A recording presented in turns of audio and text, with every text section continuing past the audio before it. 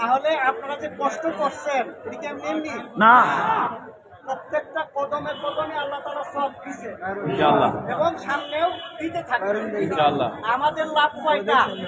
দুইটা। দুনিয়াতেও লাভ, আখিরাতেও লাভ। আমাদের সাথে আসলেও সব, আমাদের সাথে যদি কারণে কেউ নাও আসতে পারে, আল্লাহর কাছে বলে, আল্লাহ এই কারণে আসতে পারি নাই, তারপরেও সব। নিয়ত যদি কারো সহি থাকে আল্লাহর রাস্তায় কাজ করার জন্য, তাহলে ঘরে বিছানায় শুয়ে মরলেও সে শহীদ। আমরা তো আমাদের কর্মী বাহিনীকে নিজেরাও গুনাহ করি না, কাউকে গুনার দিকে দাবিতেও করি না, নাকি? আমাদের সবের কাজ আমরা করি। যাই হোক, সবার প্রতি শুকরিয়া, কৃতজ্ঞতা। আজকে থেকে আরেকটা জিনিস, আরেকটা অধিবেশন শুরু হয়েছে। এখন যে কয়টা দিন আছে সামনে, এই কয়টা দিন শুধু এই জন্য ঘুমানো, নির্বাচনে কাজ করার জন্য তো না ঘুমাইলে শরীর টায়ার্ড হয়ে যাবে।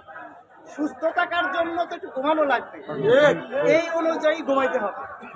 সুস্থ থাকার জন্য তো খাওয়া দাওয়াও করতে হবে, এই অনুযায়ী খাওয়া দাওয়া করতে হবে। বাকি সময়টা প্ল্যান পরিকল্পনা অনুযায়ী কাজ করতে হবে।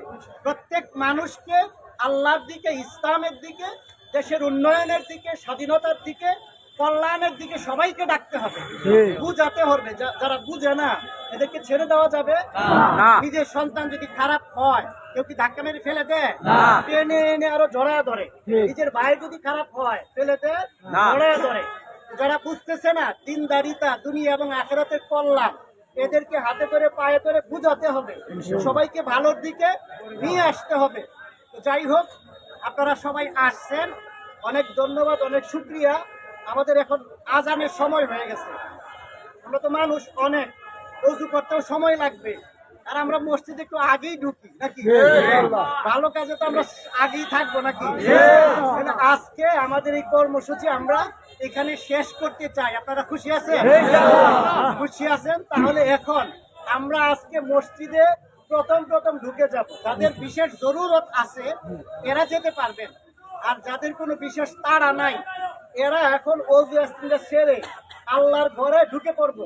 যাদের হাতে সময় থাকবে 2 রাকাত শুকরিয়ার নামাজ পড়বো, পারবো না ইনশাআল্লাহ? ইনশাআল্লাহ।